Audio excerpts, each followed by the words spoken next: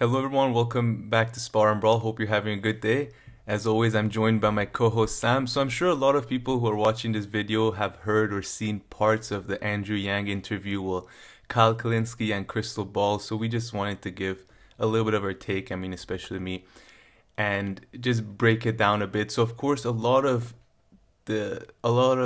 times when it's been talked about, it's been about the whole BDS section of it. So we'll get into that because I think there's more to the interview. But I wanted to just start with my overall impression, Sam. So I didn't really care about Andrew Yang when he was running for president because I mean, there was Bernie at first, and he's much more aligned from the kind of political background and leftist and progressive background and ideology that I'm attracted to. So of course, I like Bernie much more. I didn't really give Andrew Yang a chance. And then maybe yesterday when I watched the interview with Kyle Kulinski and Crystal Ball, it's the first time I really listened to him. And I mean, he's different, and I was the way he talks and his ideology and background and everything that he's done. I mean, he was a lawyer, but then he was a corporate lawyer, and then he started Venture for America, so kind of this philanthropist world. So definitely a different background. But these days, I'm kind of all about, the world is so messed up. Forget about ideologies. I just want to see what's happening in practice. And then when you listen to some of the stuff that he mentions, which I'll talk about, I mean, in practice, it's better than, what you hear other politicians say, even those who like fake it. Obama faked the kind of leftist and socialist that he was during his first campaign, and then that was all gone. So at least I think him in practice will achieve much more things that progressives and leftists want if he becomes the mayor of New York.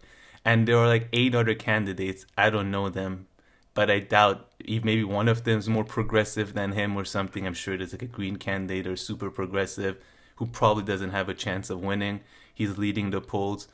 But yeah, that's kind of my overall impression of him right now, Sam. What do you make of him?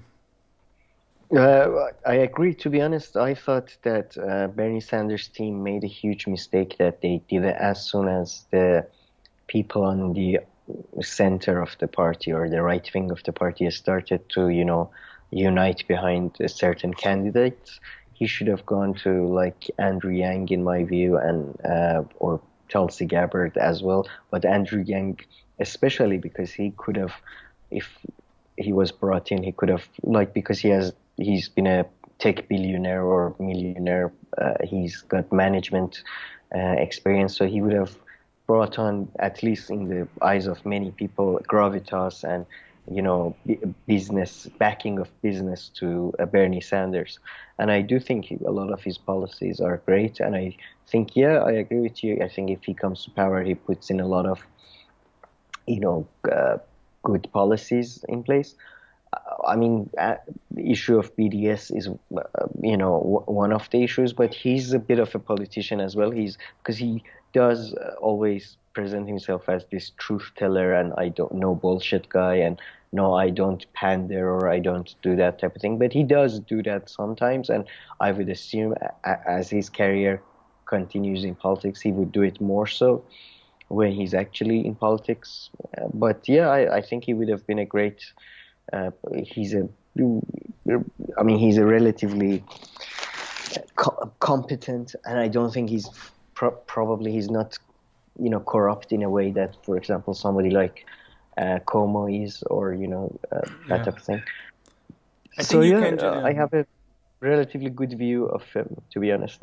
I'm not a big fan of his whole libertarian take Mm, sometimes, but sometimes I am, like the decriminalization of all drugs or yeah. all substance. Yeah. And he mentions that again in this video. As mayor of New York City, would you try to go beyond that and decriminalize all substances and copy the model that we know works, which is Portugal? I think we should acknowledge that the war on drugs has been a failure, and that far too often it's been a war on people, a war on human beings. And we should also acknowledge that there have been major corporations spending billions of dollars turning people into addicts in different ways. And Mm. decriminalize, and he'd be even willing to go further. I mean, once again, he's running for mayor of New York, so I don't know how much some of these things really touch. But I think, yeah, overall, you can just say, I mean, it's kind of basic and stuff, but he seems like a genuinely good guy, you know, for a politician who's trying. I mean, he says there's this one really funny question. Kyle asked him to describe himself politically, and he says, "I'm data driven." Which is like a funny thing. It comes from him. Like, yeah, sure, Yeah, data take driven. It's over. like, Yeah. results orientated. Like, no shit. You kind of hope that's the basic.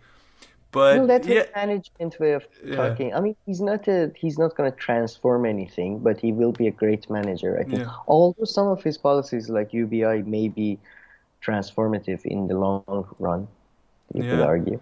Yeah, and then he So just maybe, says that, he's human centered and he wants what is best for, like, so very basic slash new modern business way of describing what he wants to do. But yeah, so we'll get to BDS. So I have a few of the issues here I wanted to talk about. Oh, actually, before that, one more thing about his character and personality, which I really liked, kind of comes to the circumcision thing. Because he mentions that, hey, we're about to have our two boys, and my wife and I, we started thinking, is this good or not? Just starting questioning something that people do, every single day whenever they have a new kid. And that I really enjoyed. I really appreciated when someone, hey, this is a common custom. It doesn't mean that it's bad. It doesn't have to be good or bad. Life is not just this like false dichotomy that you always presented. Just think about it yourself. And just the fact that he seems like he questioned something so, something that's so prominent in life, I really enjoyed that part and appreciated. I appreciated that. he does seem to have an open mind, and Yeah. yeah, he's not a close-minded person, so that's good. That's always yeah, I agree. That's always a plus in a political figure. Yeah. So let's talk about UBI a bit. This is where I stand on UBI. I mean, UBI, let's say it sounds good. It's good. But I don't think UBI should ever come at the cost of other public services being given. So if there is free healthcare, free education, so all these kind of things with social security, even maybe ways of getting food if you don't have the money, even shelter, all these kind of things, if they're taken care of, then I think UBI on top good. But I mean, especially in a context if you don't have free healthcare or no free education, and instead going with UBI, I think as a person, me, if I was being offered these things and I was in such a situation, being covered in that way on those things, I would, I don't know, my mind would be, I would prefer that. I don't know what you think. Yeah, yeah, I think it's more efficient as well to have a lot of services centralized. Transportation, sorry, all these kind of things, Yeah, water, I blah think blah blah. UPI is more good for emergencies like COVID, Mm. to be honest, or something like that. Because at the same time, if you do have all those services centralized and given to you, let's say in an ideal society, then why would you give people money? Like at that, like for what? Like, Yeah, I mean, you know, it cuts your costs tremendously if you don't yeah. have to worry about school and doctor. Yeah, and you're just giving them basically for consumer goods, and I mean that's just extra. I mean they can Yeah, work for that, I suppose. If they're getting food and shelter and all that. So yeah, I mean it's very much dependent on the specifics and how much is it gonna be. Like, I it's I I kind of see it as a replacement for minimum wage that is not like living wage that is not paid in a lot of countries right now. So it's sort of a solution for that. But I do agree with you that I think centralized systems would be more efficient and better. And maybe on top of that, maybe sometimes UBI would be a good idea. yeah, exactly. So, maybe it would be a good idea for, let's say, first 4 or 5 years after graduation or something until you find a proper job, or it's Yeah. a sort of conditional income for people without work or something like that. Yeah, exactly. And I mean, if you really make people too reliant on UBI, I'm not going to go the right wing side of the argument, No, then you have to constantly reevaluate how much you're giving to people and if this is still enough or what not. Whereas if there's always free healthcare, I mean, there's free healthcare, you take and care of the right now, cost. Yeah, and right now we have a problem with the demand, but at certain points, if we don't have a problem with the demand, it might cause huge inflation issues, that type of thing. So it's not, you can't give a like sort of a one take, you can't have one take on UBI for all times in all Yeah. situations. Yeah, exactly. So I think those public services are probably the best way to go first. And then, yeah, he talks about decriminalize. Another thing that he mentions this a few times, but this is very New York centric. But he says that, we want to have the biggest COVID recovery party in New York. And he really talks about the nightlife a few times. So you can Yeah, see I see. he has an angle there, which is good. A lot of people, I'm Mm. sure in New York, you can get a lot of votes by telling bars and clubs and stuff that Oh, they're you gonna care reopen? about Yeah. their business. Yeah, and you care about their business and all that. Yeah. Okay, let's get to the two-state solution. So, I mean, first of all, Andrew Yang, I'm no like psychologist or expert, but he needs to work on his like poker face or like body expression. He's having the time of his life in this interview. Then this question comes up, and Yeah, he yeah, goes he's from sitting really here, stiff. he comes here. So he's immediately like much more engaged. He starts thinking as if he gives the right answer, he can get out of it. So he's like, Yeah, yeah, and then he's he very goes calm. answer. Yeah, he obviously had like his media person there, which he made eye contact a few more times, but they were actually just to laugh. And this time he was like looking at him and coming back. But yeah, and he gives the usual excuses that there's some people who don't want Israel to exist. Kulinski and Krystal give the same exact arguments that are always made. It's supposed to I'm not. target only this area of Israel that is under international law being occupied and all of this. So it's just the same back and forth, and then it just gets wrapped up and put aside, which is sure, let's say Andrew Yang is not good on this, and in any case, he's just the mayor of New York. But I think for him in practice, all the other things, he's so much better than probably most other politicians. So All if I right. had to vote for him and I didn't agree with his BDS stance in general, he says that it will hurt the economy of New York, which I don't see why it shouldn't be targeting anything that goes on in New York, really. So his arguments were crap. They asked them the proper way and the follow up questions, and it just ends there. So maybe you can give him a 0 there for sure. But To be honest, I don't, because frankly, my problem, I mean, we talked about this before. I don't think two-state solution works, first of all. but he's a Secondly, two-state solution guy, by the way, though. yeah, yeah, he is. But secondly, I don't understand why we should, like, mayor of New York. I mean, I understand the biggest Jewish population outside of Israel lives in New York, but like, even if boycotting would have worked, it would work at a very grand scale, not at the Yeah, mayoral level. And thirdly, I don't think boycotting works or ever worked or worked in the case of in South the South Africa. Africa. Yeah. I don't think that I had mean, a I don't lot. want to get into that too much, but we can. I just want to add one final point. I think the thing is, he brought up this issue. So he brought up like the Israel thing, and in his article, whatever, and then he just went one thing and attacked BDS. So if he was like, I don't like BDS, but then said a few pro-Palestinian or things that are critical of Israel, then I would have understood him better. It's just that it seemed like it was a bit politically motivated. Some say it's because of the circumcision thing. So he kind of brought it up on himself. I don't know if that's also where you were Fair going enough, with the argument, but fair enough, but I just don't understand why, like, all the problems in the world, we should care just about this one Palestinian issue. Like, there's, you want to talk about countries in, like, there are loads of other countries in Asia, in Africa, in Europe with a lot of problems. We can talk about that, but yeah, I just don't understand why even a mayor of a city is asked about this. Well, so I do like, I mean, I don't think they're a bad group, BDS or anything like that. I just don't think they're very effective or important, mm. to be honest. That's all.